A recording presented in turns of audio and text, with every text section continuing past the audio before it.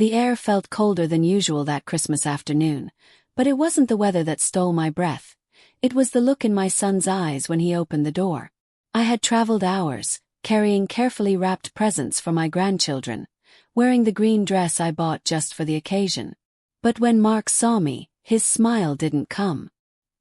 He blinked like I was a stranger, then said, "Sorry, I think you're at the wrong house." I stood there, frozen. The snow under my feet, the silence behind him, and the warmth of a home I helped build all seemed out of reach. I had raised that boy. I had bent over backward for him. But in that moment he shut the door, and something in me finally broke. 19 years earlier, I buried my husband and became both mother and father to 2 teenagers. Mark was 15, Sophie 13. I didn't allow myself to fall apart. I sold the family house, moved into a smaller place, and started working night shifts at the hospital. I drove the same car for over a decade, skipped vacations, and cut my own hair. Every extra penny went to their education, their dreams. I watched them grow into educated, successful adults. Mark graduated from NYU, married a girl named Elaine, and landed a job at a big financial firm. Sophie moved to Chicago, built a career in marketing, and was expecting her first baby. I was proud of them. I told myself their silence was just life being busy. But birthdays came and went without a call. Visits were rare, always on their terms. Still I kept helping. Mortgage top-ups, daycare expenses, emergency transfers. And each time, all I got was a short thanks. That Christmas, I had decided to stop waiting for invitations. I would show up. I wanted to see my grandchildren, Emma and Noah, tear open their presents. I wanted to feel like I mattered again. When I called Mark earlier that month, his voice was distracted. "Let me talk to Elaine," he'd said. Days passed without a response. Then finally a short text. "Christmas is fine. Dinner at 3. No hotel needed." I was relieved. I booked my ticket the same day, packed their favorite treats, and bought gifts carefully matched to each child's interests. I even treated myself to that green dress. It matched my silver hair and made me feel just a little less forgotten. The flight was early. I arrived in Boston by midday, heart thumping with nervous hope. As I reached their beautiful suburban house, pride mixed with nerves. My son had made a good life, but was there room for me in it? When Mark opened the door, his surprise turned quickly into discomfort. "You're early," he said flatly. I explained the flight timing, reminded him the text said dinner at 3. But he corrected me coldly. Today was Christmas Eve. "Christmas dinner is tomorrow," he said, standing in the doorway, not letting me pass. I checked the message again, my hands trembling. He barely looked. "Today is just family," he added. And just like that, I wasn't family. He told me the guest room wasn't ready. Suggested I try a holiday inn nearby.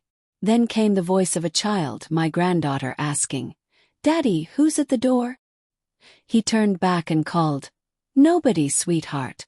Go back to Grandma and Grandpa." Nobody. That's what I had become. I backed away, pretending to smile, wishing the ground would open beneath me. I refused the hotel and said I'd return tomorrow. But even as I walked away, I felt the weight of a truth I'd ignored for too long. The next day I returned right on time. I wore the green dress, held the gifts tightly in my arms.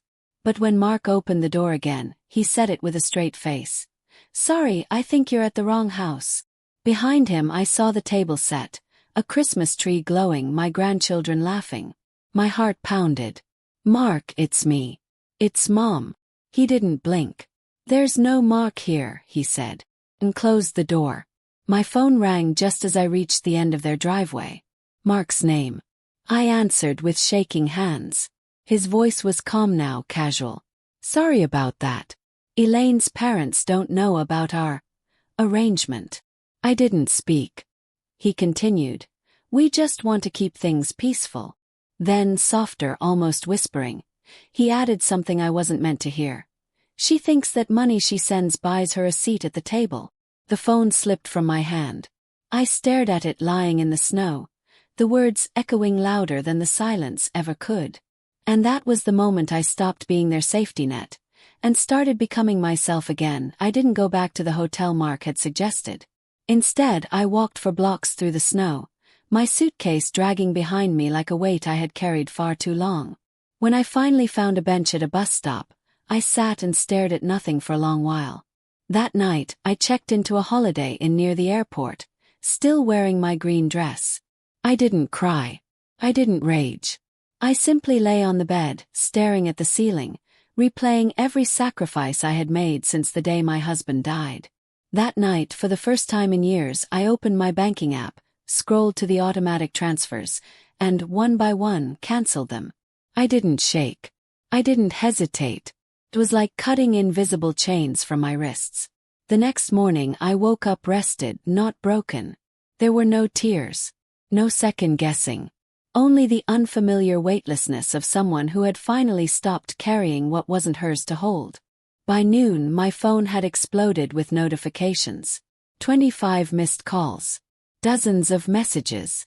Mark. Sophie. Voicemails full of panic, confusion, frustration. Asterisk, Mom, the transfer didn't go through. Everything okay? Asterisk, asterisk. I need that money for Noah's daycare, please call. Asterisk, asterisk. What the hell, Mom? My mortgage is due. Asterisk, I stared at each message like they were written for someone else. Then I placed my phone on the nightstand, turned it over, and walked to the bathroom for a long hot shower. As the steam wrapped around me, I made a decision. I was done. Done being invisible until my wallet was needed. Done being the emergency button they pushed whenever things got uncomfortable. I was going to live now, on my own terms. Later that day, I sat in a nearby cafe with a cappuccino in front of me and my tablet in hand. For years, I had dreamed of traveling but always found reasons not to. Kids might need me. It wasn't safe to travel alone. The money could be better used elsewhere. All excuses. All meant to keep me small. I opened a travel site, heart pounding, and without overthinking, I booked a one-way ticket to Bangkok, Thailand.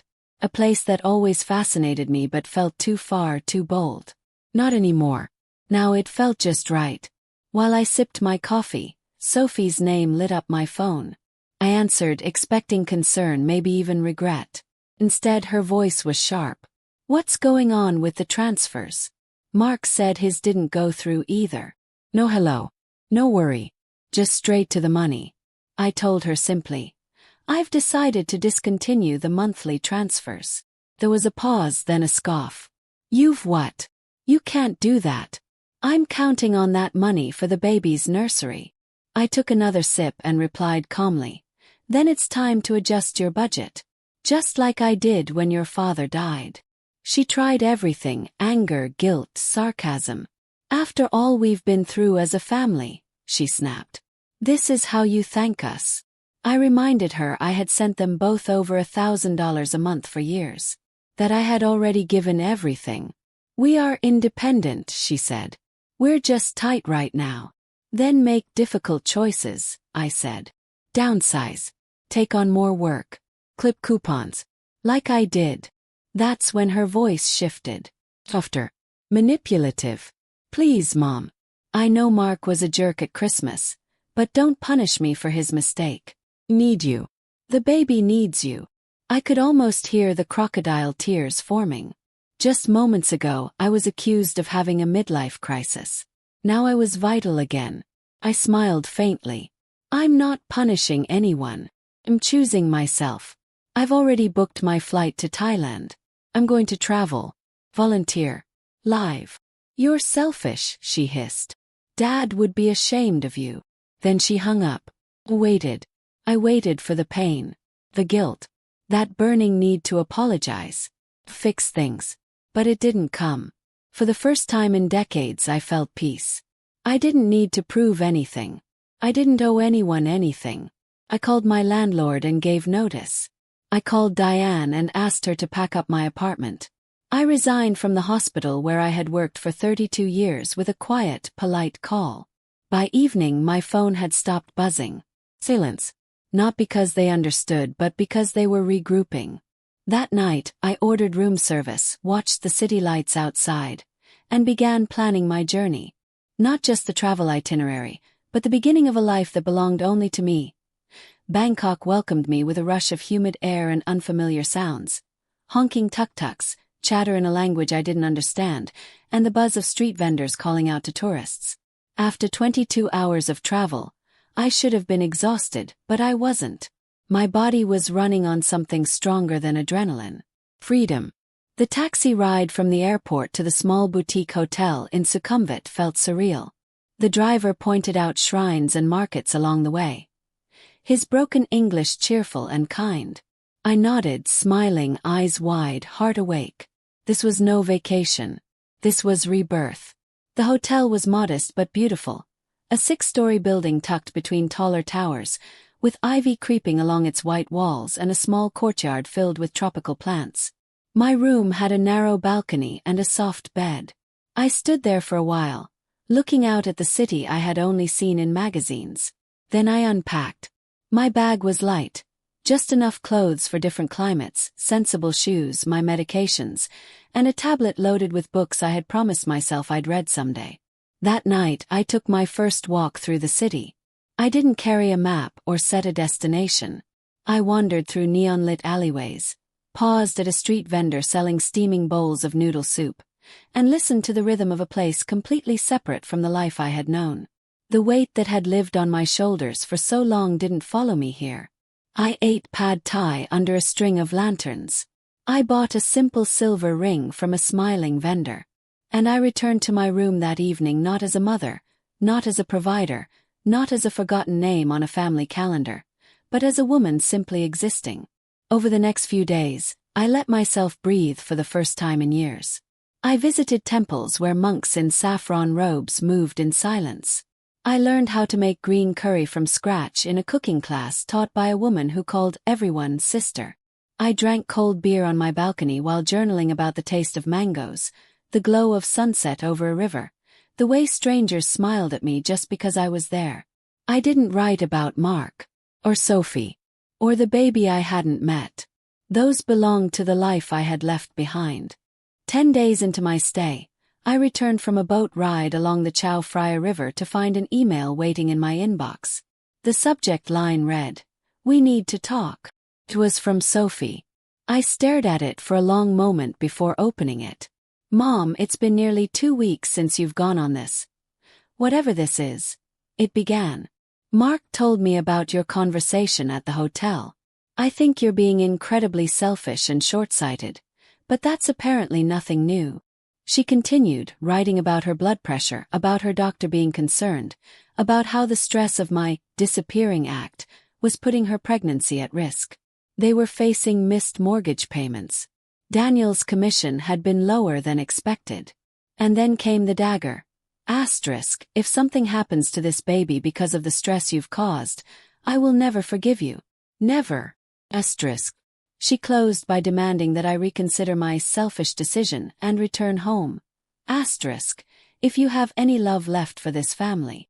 Asterisk. I read it twice. The tone was familiar. The guilt, the blame, the veiled threats. Sophie had always been good at that. Even as a child, a bad grade was never her fault, and broken rules were always someone else's doing. Now her unborn child was a bargaining chip. I closed the laptop and stepped out onto the balcony. The sky was streaked with gold and lavender. The old me would have cracked, would have wept, would have booked a flight back, opened the transfers again, and swallowed the blame whole. But the woman standing there that night was no longer desperate for approval. She was tired, yes, but not broken. I returned inside and wrote back. "Sophie, I'm sorry to hear about your health. Pregnancy can be difficult. I hope you're taking your doctor's advice seriously. As for the financial support, I've been very clear. The transfers are permanently discontinued. This isn't a punishment or a test. It's a boundary. I did not promise lifetime funding to 2 grown adults with careers. I promised to love you and to raise you to be strong. I did both. I wish you and the baby well." Then I turned off my phone. The next morning I booked a flight to Hanoi, Vietnam. Bangkok had given me the space to breathe. Now I wanted more. The old life was still trying to pull me back through guilt and habit. But I wasn't going. Not anymore. The city of Hanoi greeted me with cool air, the scent of roasted coffee beans, and the buzz of scooters weaving through narrow streets. I settled into a quiet guest house in the old quarter and filled my days with walks around Hon Kim Lake, visits to ancient temples, and cups of strong Vietnamese coffee served in small glasses with sweet condensed milk. I wandered through local markets, took a cooking class that taught me to make pho from scratch, and even learned a few polite Vietnamese phrases. Life felt simple, honest. My thoughts still drifted back to the children occasionally, but they no longer weighed me down like they used to. A few days into my Hanoi stay, I turned my phone back on. No new messages from Sophie. But there was a voicemail from Mark. His voice was sharp, controlled, almost cold. "Mom, I don't know what you said to Sophie, but she's been admitted to the hospital. Pregnancy complications. High blood pressure. Her doctor says she might need bed rest for the rest of her term. This isn't a game anymore. This is serious. Call me." I sat still on the edge of the bed, listening to the message twice. Could my email really have pushed her health that far? Guilt clawed at me. But then I remembered Sophie's long history of turning missteps into someone else's fault. The sprained ankle before her math exam. The food poisoning before a family reunion. The dramatic sobs after being told no. I called Mark back, keeping my voice steady. "How is she?" I asked. "Stable," he replied. "They're monitoring her and the baby. Her pressure spiked after your message." I didn't respond to the accusation. "And what exactly did I say that was so harmful?" I asked. He didn't have an answer. "She wouldn't show me the email," he said. "She was too upset. Something about cutting her off permanently." I only restated what I've already said. "That the support has ended," I replied calmly. "Nothing more. Nothing less." He didn't try to hide his frustration. "Well, whatever you said, it landed her in a hospital bed. Are you happy now?" "No, Mark. I'm not happy she's unwell. But I'm not responsible for her medical condition. Pregnant women develop high blood pressure for all kinds of reasons. This isn't about me. She's your daughter. Your grandchild is involved," he snapped. "And you're off playing tourist in Asia." "I'm not playing tourist," I said evenly. "I'm living my life, for the first time in years. After decades of putting everyone else first." There was a long pause. Then he said something that peeled back the true reason for his call. "I need $10,000. The words hit me like ice water. I laughed once, short and sharp. "Excuse me." "For Sophie's medical bills. For their mortgage. For Lily's future. A loan, if that makes it easier." "No," I said without hesitation. "Not $10,000. Not $10. I'm not sending any more money, Mark." His voice turned bitter. "Then you're condemning your daughter and grandchild to ruin. I hope your temples and elephant rides are worth it." He hung up. I sat there, staring at the phone, the old guilt beginning to bubble inside me. But I didn't let it settle. Another voice, clearer, stronger, reminded me that I had given enough. Given my savings, my years, my peace. And where had it led? To a closed door on Christmas Day. To being told I wasn't family. No, I was done. That evening, I walked along the river as lanterns lit up the streets and boats glided by. I bought a bowl of steaming noodles from a street cart and watched children play by the shore. I wasn't needed here. I wasn't being used. I was simply present. And it felt good. The next morning, I signed up for a volunteer program at a small clinic in northern Thailand. They needed nurses. I had time and experience and finally, freedom. In 2 days I would return to Thailand, but this time with purpose. My life was no longer on hold. The village in northern Thailand was quiet and green, with dirt roads that curved through rice paddies and wooden houses raised on stilts. The air smelled of wet earth and lemongrass. At the clinic, there were no advanced machines, no long hospital corridors. Just a room with a few worn beds, basic supplies, and a team of people doing their best with what they had. I wore scrubs again, the familiar fabric grounding me. Patients greeted me with respectful bows and shy smiles, their gratitude pure and wordless. Language didn't matter when someone was in pain. Hand held, a wound cleaned, a fever brought down. These were the kinds of needs I could still meet. At night, I wrote in my journal under a mosquito net. Not about my children. Not anymore. But about the woman who had walked away from a life of quiet resentment. The woman who, for the first time, was learning to live by her own design. Weeks passed. I left the clinic with hugs and homemade gifts and made my way south to Malaysia, where I learned to scuba dive. Below the surface of the ocean, the world turned silent and bright. Coral reefs, darting fish, endless blue. It was like floating in peace. Later I spent time on a quiet beach in Bali, where I turned 59. A group of young travelers invited me to a bonfire. They called me Mama Ruth, and handed me cake and a guitar. We watched the stars until dawn. No one knew my past. No one asked me to give more than I wanted to. That night, I didn't think of Mark or Sophie once. Back in touch with Diane, we kept things light.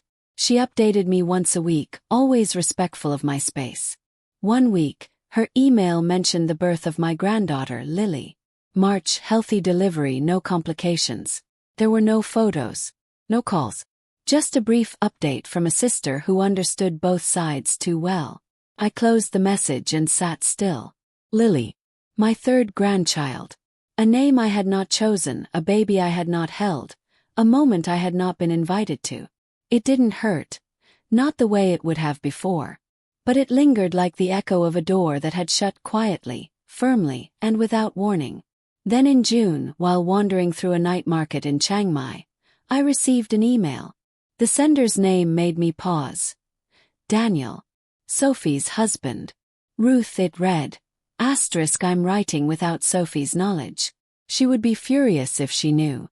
But I feel you deserve to know what's going on, asterisk. He wrote about Sophie's difficult postpartum recovery. About the financial strain. About selling their house. Moving into a smaller apartment. He mentioned that Mark and Elaine were struggling too, pulling Emma from private school, selling their vacation cabin. Mark had even enrolled in a budgeting course. I don't write to make you feel guilty, he said. Asterisk, only to explain. Asterisk. Then came the request. Asterisk, Sophie's been offered a job in Connecticut. A great opportunity. But we need temporary housing. Your old apartment is still paid through August, and Diane says it's empty. Sophie would never ask. So I'm asking. Not for money. Just space. Just a chance. We miss you. Not your money.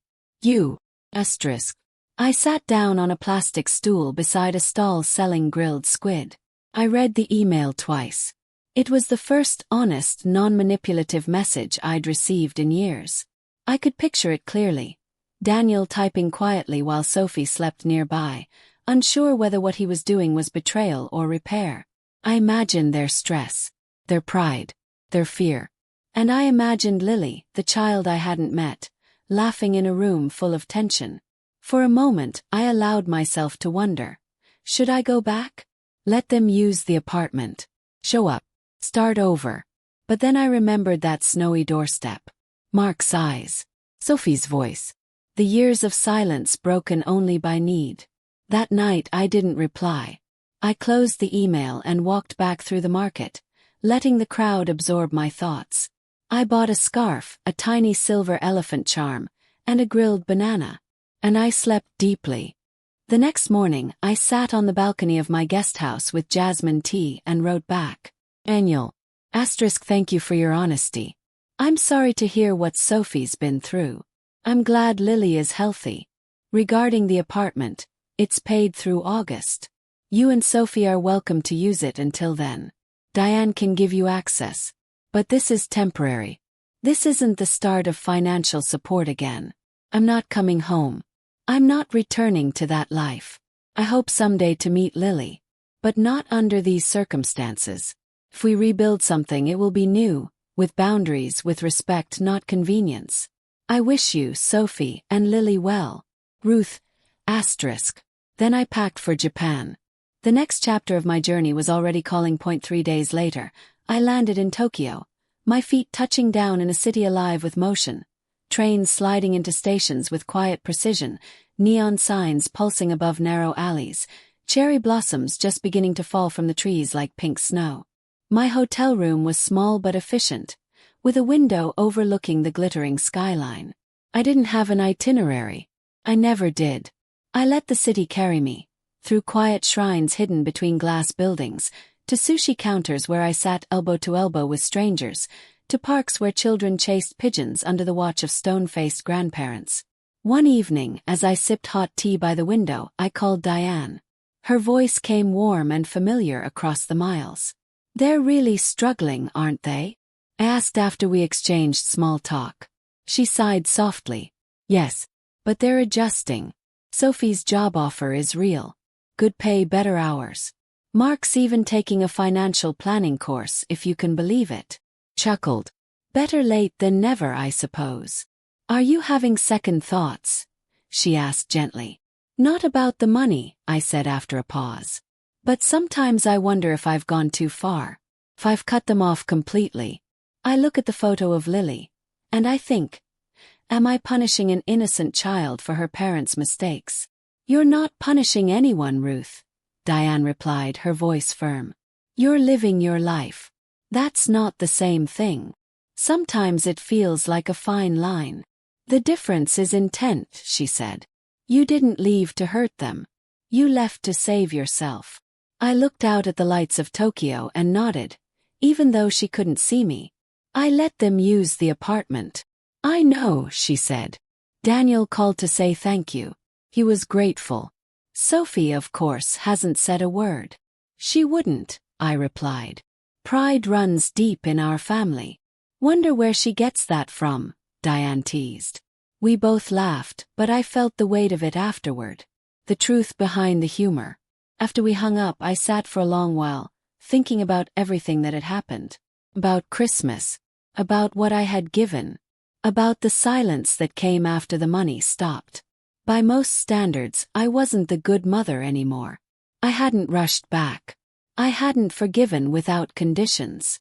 I hadn't continued to give until there was nothing left. And yet, for the first time, I felt whole. 1 year to the day after that painful Christmas, I stood on a beach in New Zealand, barefoot in the warm southern hemisphere sand, watching the sunrise.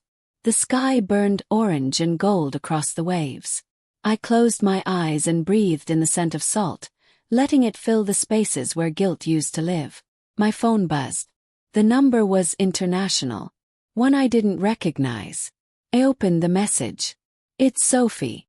Daniel gave me your number. Lily took her first steps yesterday. I recorded it. Thought you might want to see." No pressure to respond. Attached was a short video. Tap play. There she was, Lily. A small, dark-haired toddler wobbling across a living room floor, arms stretched wide, her face lit up with joy. The video was simple. No words. No expectations. Just a moment. First step. I watched it twice. Then I saved it. Later that day I typed a reply. "Thank you for sharing this. She's beautiful." That was all. It wasn't an apology. It wasn't a return to old roles. But it was something. Crack in the wall. A light through the stone. We weren't what we used to be. And never would be again. But maybe someday we could build something new. With boundaries. With choice. With truth. As the sun climbed higher, I walked along the shoreline, my footprints sinking into the sand behind me. The tide came in slowly, washing them away. I didn't mind. I wasn't looking back anymore. I didn't know where I was going next. Maybe I'd head to the mountains. Maybe I'd stay by the sea. But I wasn't afraid of the unknown. Because for the first time in my life, the story I was living was mine. And no one, ***, not even my children ***, would take that from me again.